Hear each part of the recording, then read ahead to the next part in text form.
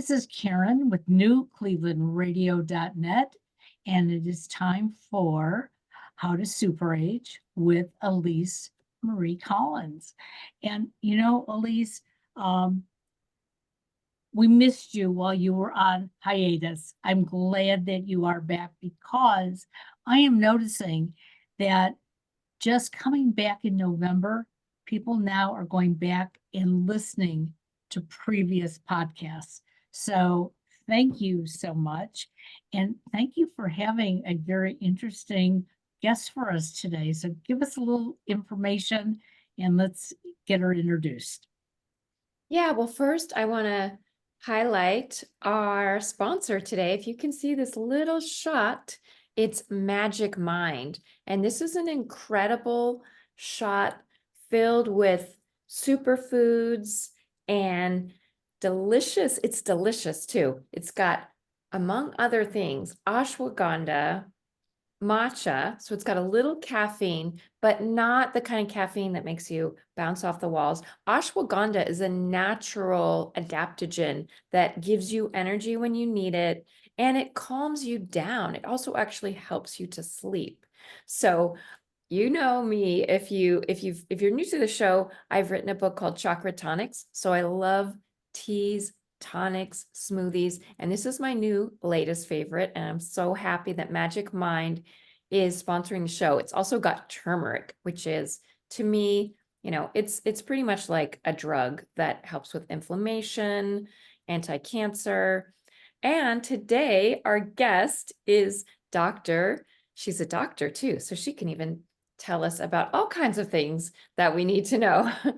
Her name is Dr. Samantha Benjamin Allen, and she is coming to us this morning with a lot of great information about her practice. I'm going to let her introduce herself because she's very unique. She has a YouTube channel with loads of great videos and information they're very practical on issues that could affect anyone at any stage of life, but especially as we do slow down and our bodies are going to need more healing. And she's got so much healing information coming from the medical profession. I'm just really excited to interview her. So tell us a little bit more about yourself, doctors. Sure, thank you so much for having me. So as you mentioned, I'm Dr. Samantha Benjamin Allen. I'm a board certified physician in physical medicine and rehabilitation. So in my field, we're really about helping people to restore function and quality of life. And I'm passionate about helping those struggling with debility from trauma, chronic disease, illness, or any disability overcome obstacles by helping them see the possibilities that lie ahead, no matter what their circumstances are. I'm passionate about seeing people thrive and live healthy, well-balanced, and restored lives. So I like to look at people from a whole person perspective because we are mind, body, and spirit. And if any one of those three facets of our being is off, it can affect our ability to recover from anything that we are struggling with. So that's pretty much me in a nutshell. I am founder of Freedom Wellness Physiatry. So that is my practice that you mentioned. So it's a home care direct specialty rehabilitation consultancy. So I go to those who are debilitated to partner with the caregivers to help them achieve increased mobility, independence, function, and quality of life, especially in these times when it's hard for some people to get out to see someone, and many are suffering or perhaps declining in a nursing home setting because there's a lack of support there, and they really do have the potential to do much better. And I love seeing people age well. So I really like prevention, but things happen. So I'm here for that too. Love it. I love that. And I have so many questions, but I just want to start with, could you describe for our audience, what is physiatry? Because there's so many specialties in medicine that many people don't know about. Could you just give us a little on what is physiatry? Sure. So physiatry is a field of medicine that really addresses neuromuscular, musculoskeletal issues, and that can range from anything. I'll just give examples to make it simple, but stroke, brain injury, spinal cord injury, chronic disease, so like diabetes, cancers that can affect your ability to function, cause weakness, or complications related to some trauma like an amputation or a car accident. Physical medicine and rehab is the field that comes in and helps to restore function and help you along that journey to recovery to get you reintegrated into the community and function, even if it doesn't look like what it did before whatever occurred to you happened, so that you can still function and serve in a way that is meaningful to you and brings a sense of purpose and joy to your life. See, I love that too, because not everybody's saying that. It is the core, our purpose. And as an author, like having that connection to something bigger is so very important. Definitely. I love that you make house calls, you go to people's houses, and part of me, I know you're way over in DC, at the other side of the country. I'm like, can you come to our house and help Karen? Look, I'm in California for sure. We gotta link up. Oh no. How does that work when you go to someone's home? And are there more people doing that? Is that a trend? Tell us a little bit about, it's kind of, I love going back into the past and reviving a lot of traditions like house calls. Doctors used to make house calls. That died, and we're more system-based in America, at least. So I'll give you a scenario. So if I came for a house call visit, first I would assess the individual that I'm coming to see. So I'll do a head-to-toe assessment as I would do in an office setting. But coming to the home also gives me the privilege of seeing the home setting and assessing if there are any adaptations that need to be made, or modifications, I should say, to make sure the environment is safer. And then I can also talk to the caregivers and give them the treatment plan that I'm recommended for them to implement. If they have a home care team already, for instance, they're having therapists come in, or maybe they have a nurse. Some people have paid caregivers helping. I work with them. So it's a team approach, because rehab is a team sport. So they can say, okay, we want to follow Dr. Benjamin Allen's treatment plan so that we can meet these goals. And then as I do my follow-up visits, I assess the progress. So we make a goal at the beginning, and then, I follow up, whether, it's every 2 weeks or monthly, depending on the situation or the severity of the, process. We follow up and we just make gradual goals and work towards achieving an optimal outcome for that person, and try to avoid them going to a facility, or keep them out of the hospital if possible. Of course, there's situations that happen that might warrant that, but it's in my opinion, I think if possible, it's better to age in place or in a home setting, just because there's that social interaction and support that is lacking in a facility setting. And sometimes that actually can make people decline more. So it's evidence-based that like a hospital-based home care program is very cost-effective, and you can save 30% in costs in healthcare if you can, receive care at home. So I hope that makes sense. Absolutely. I know it's a little in the weeds, and I'm sure Karen has questions too, but I mean, why aren't more people doing this? Why aren't more doctors doing this? I think it's a little complicated because let me talk about the way the system is based now. So there are a lot of authorization processes and denials in healthcare. So when doctors want to prescribe a treatment plan, sometimes they're not able to treat a patient the way they would like to because of the restrictions or limitations that plans place on them, or because perhaps they're being led to see a higher volume of patients in order to meet the requirements of the facility or the system that they work in. And that actually puts a limitation on the ability to give the quality of care that you would like. So my practice currently is a membership-based practice. So those who participate in my practice are members, just like you go to a gym and you have a membership and you can use it at your leisure. You have direct access to me and I come and I work with you.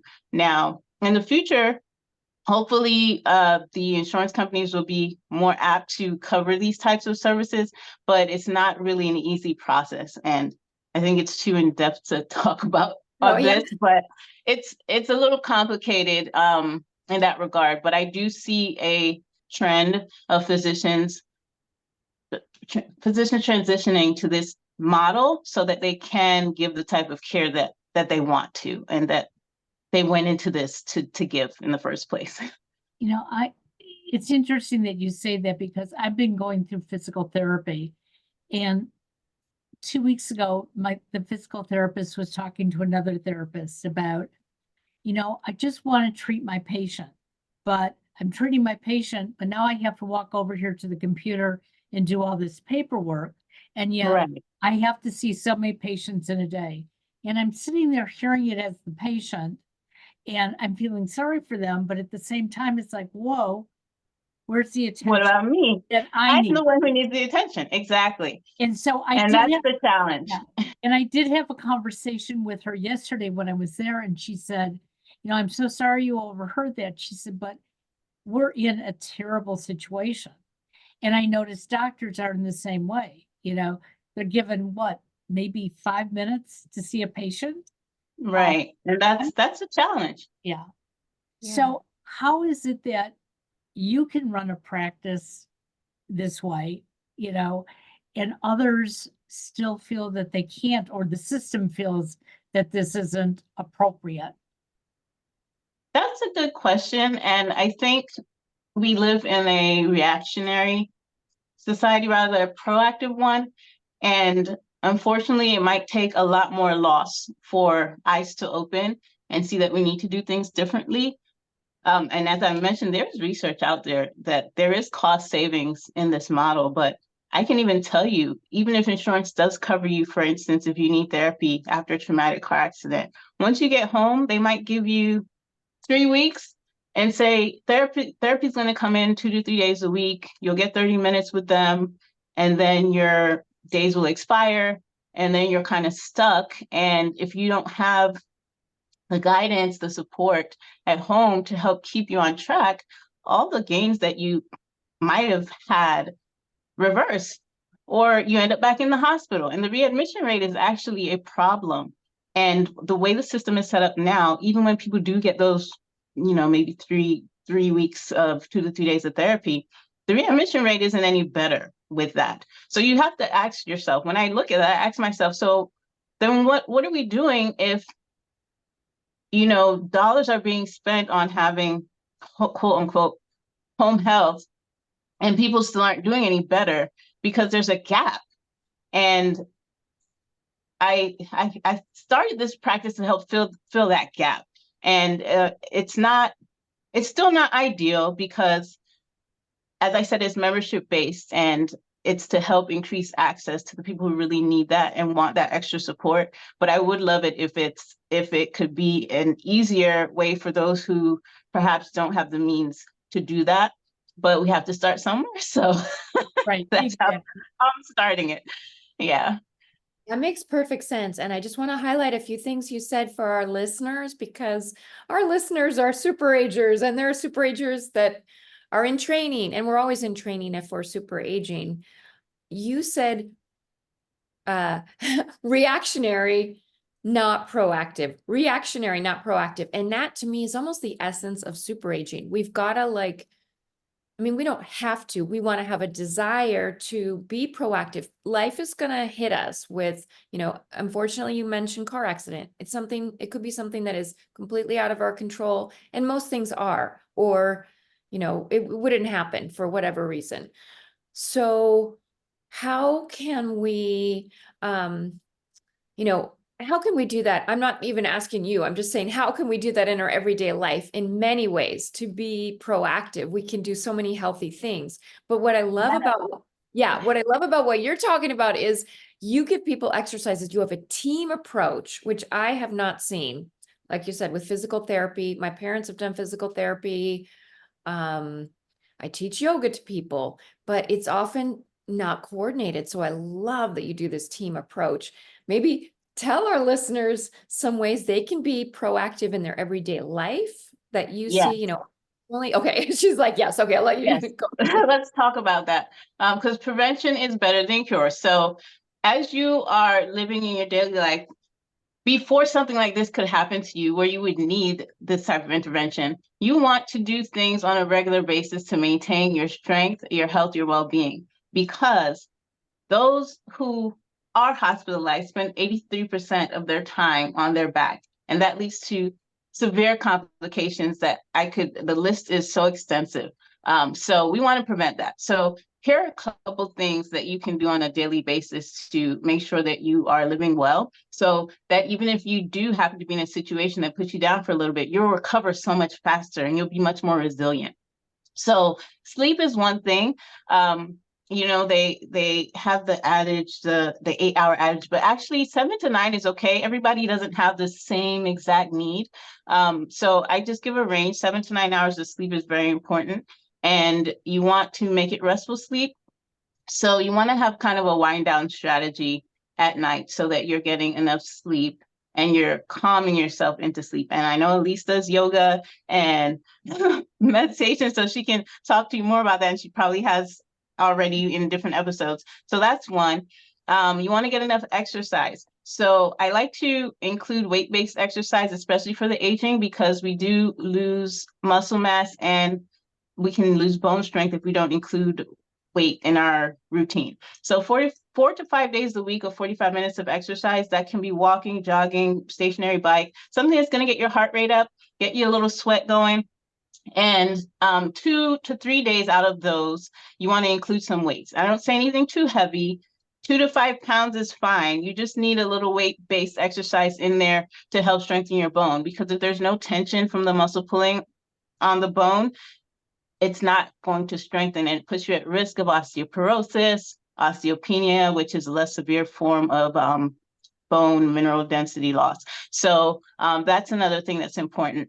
You also want to take time for your wellness. So that's social, emotional, spiritual, physical, we already talked about, and mental health. And different things, feel different people. So you have to decide for yourself what that is. But, a daily spiritual practice is very important, whether it's prayer, meditation, spending time in the presence of the Creator, and just having some quiet time and staying connected to those who are close to you, those who bring joy to you, fill you up, not the draining people. You have to dose your time with people who are draining. And also it's important to have a social interaction with friends or community setting, doing things for your brain. So reading daily, writing with pen and paper, not on a tablet or computer, but actual pen and paper writing is linked to brain function and maintaining your cognition. Also doing problem-solving exercises. So puzzles, Sudoku, crosswords, even table games, chess, or, different games, and some creative things, maybe it be art or crochet or something where you're using your hands. But these are things that you need to incorporate into your daily routine so that you can live well, and that if something were to happen to you, you have a much higher potential of recovering and bouncing back from that than it taking you out. So that's important too. That is great. And oh, I didn't talk about food. Sorry, one more thing. So you want your 2 to 3 servings of fruits and vegetables a day, 2 liters of water a day. I'll let you go with 1.5 liters if 2 is too hard for you, but you need to hydrate. And I'll just give some brain superfood tips. So you want to get your green leafies in, cruciferous vegetables, so like cauliflower, broccoli. Berries are very good for your brain and your overall health. It has the anthocyanins, so that red, purple pigment. So blueberries, strawberries, blackberries, raspberries. Berries are great. And you also want to get your vitamin E, rich in almonds, so you can have a handful of nuts a day if you're not allergic. And what am I forgetting? Oh, B12. B12 is also important. for your brain and your nervous system. So, those symptoms of numbness and low energy that you can get in the extremities, B12 is helpful for that. So that's my crash living well Great. Go tip on. for you. You may even have a course. And yeah, tell us a little bit about your YouTube channel, because you have a fantastic YouTube channel. I know there's practical information, like if you've had a knee replacement surgery or, different things like that. Tell us, what inspired you to start your YouTube channel and what can we find there? Oh, sure. So I am at Freedom Wellness Physiatry on YouTube, and physiatry is spelled Physiatry.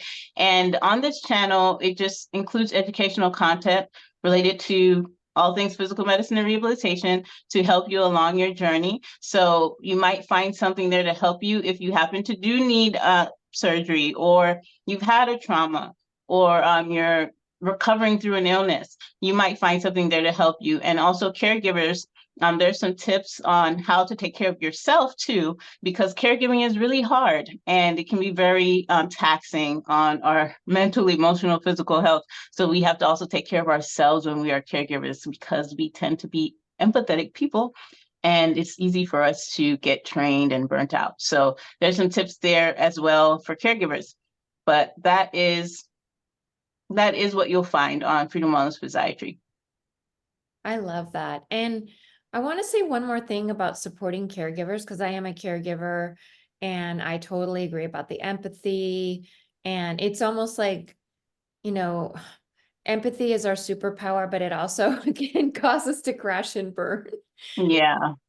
Yeah. And we need to take breaks. That's why sometimes I take hiatus from. Yeah, it's very important. Have something set up to get yourself a break. Call somebody and say, hey, would you be able to fill in for me for 2 days? Because I got to get a break. Schedule it in advance. It's very important. Yeah, I totally agree. And one thing that I heard about your team approach, you bring on the caregivers. And again, I haven't seen that as much, but I find, and I also work in caregiving as a direct service professional, which is somebody who gives care to people either aging or with disabilities. That when we work in a team, it makes such a difference. Caregiving alone is the hardest thing Yeah. because, well, I'm not even going to why. It's complicated. But when we work in a team, it feels so different, and it feels like we're kind of all, it's almost like cooking a big meal together. If you do it alone, it's fun. But when you cook with others, it's just like, wow, we're making, it's just a different. More hands make the work lighter and more enjoyable. Yeah. And then you realize, like, because I think one of the things, now it's coming to me, one of the things about caregiving is it's always like, you're always thinking like, what if I did this? Or what if I did that? Or, I don't want to say second guessing, but each person is an individual. You're person-centered, or I can't remember the word you said, but when we're caregiving, we're also looking at the person in front of us and we're giving that care, and we're constantly thinking what would be the best for them. So when we have a team and you leading that team, I'm sure that not only helps the person you're caring for, but it helps everybody. Like, I just feel so much lighter hearing that. Do you have any comments about that? No, it's true. It's really, like you said, it can be really draining to serve as a caregiver. And when you have support, things go so much better for everyone. So I think it's an important thing to bring into this space, because it's projected that by 2034, the older adults or middle age are going to outnumber children. So caregiving is the reality that it's coming. It's not already for a lot of people. So we have to try to honor our elders, those who help to care for us, so that we could become functioning and self-sufficient adults, to help them in that chapter of the journey, because eventually that's going to be us. So I think it's important for us to make strides in that arena, because it's a reality that's going to be increasing over time. You know, Yeah. you And said it does something, make the work lighter when you have some direction and you have support, you have guidance, and you can get answers. Caregivers spend 13 hours a month just researching the disease that the one they're caring for might be having or dealing with, and researching, coordinating physician visits and, appointments and all that. And then 6 days out of the year, out of the month, they're spending doing the ADLs, which is the bathing, the dressing, the toileting, and then 13 hours on the IADLs, which is what we call food prep, shopping, the groceries, paying bills, all of these things. They take up a lot of time, and a lot of caregivers work too. So when you have someone directly who can help give some of those answers, it just takes a lot of the burden out of it, even though it's still hard. We're not going to, deny that, but it helps. you know, you said something very interesting, and I wish people would understand this. We all are going to get to that point that we need some sort of care. And Mhm. we have to start treating caregivers properly. And I see a lot of them, well, we really can't afford to pay you much, and, but we expect you to do all these things. And you Right. can love the occupation, but you still have to put food on your table, still have to go home to your family. And so That's I think right. it's really, really important that we look ahead and say, hey, when I get in that position, I want the best caregiver that's around. And in order to do that, we have to start developing them today and Right. paying them fairly. And That's exactly right. just that's important. Yeah. Thank you for saying that. That's often missed in the thought process of many people. But caregiving is it's a hard job. It comes from a place of love, but we all have to pay our bills and we have a family to take care of, Exactly. so we have to manage and support them as well. Exactly. Yeah, I agree. What do you do when someone is resistant to maybe following your guidance instructions? Does that happen? Sometimes it does, but I think what's important first is to figure out why, or what is their why? What is motivating you, or why do you want to be better? And if you don't, why? There are a lot of things going on in the mind that we don't always have time to talk about in the traditional setting. And I think it helps to know their story, to find out where they're coming from, how they got to where they are now. And just having those conversations can help you to glean some insight onto what you can use to be a motivating factor. For some, it'd be simply being able to watch a baseball game with their grandkids or something. And to start, I might come to a person who's not able to sit up even. So we can use that as a motivating factor to set our goals, and then it will give them more of a realistic and what do I want to say? Something positive to anticipate. And yeah, that's usually where I start. But yeah, there are people who will resist. And I'm sure if any of us were in that position, sometimes we'd be surprised at what we resist. It's hard when you were once independent and now you have to ask people to help you do things. There's some resentment that builds, there's some anger, there's some bitterness. And that's what we need to address and express understanding in that, because a lot of times people just feel like no one understands. What's the point? And then the resistance builds. So I start with trying to understand who they were before this happened, because they're still in there. Yeah. So that helps. I love that. And I wonder, I love the membership idea, because that I think it is the future. We see a lot of medical practices with membership in the Bay Area. I don't know anyone who's doing a physiatry practice here, because maybe you can again teach other physiatrists or clone yourself, because I would love to have you here. Yeah, the But more we talk about this, the more I think ideas will spark, and the more who maybe feel they want to offer this type of service and haven't thought of how to do it, the more we can grow in achieving better outcomes for, Sure. those who are suffering and struggling. So the more we talk about it, I think the more things can improve. So I really thank you, Elise and Karen, for having this podcast, because you are sharing good news. Thank you. Thank Absolutely. you. Thank you. Yeah, I agree, because I just want to say, I seen my parents, I see them as someone who works in movement, yoga, health, and I'm always like, oh, they could do better, but they don't quite understand it. So that's why I'm also like, if we had, they love to hear doctors too. I think different generations also respond to different voices, different, and people also respond to different voices. But I think that taking our, movement for granted is something that none of us should take lightly. We should all, use it, appreciate it, have gratitude. And your attitude is just so, you're just radiant being with so much positive energy. I can't imagine like anyone not wanting to work with you.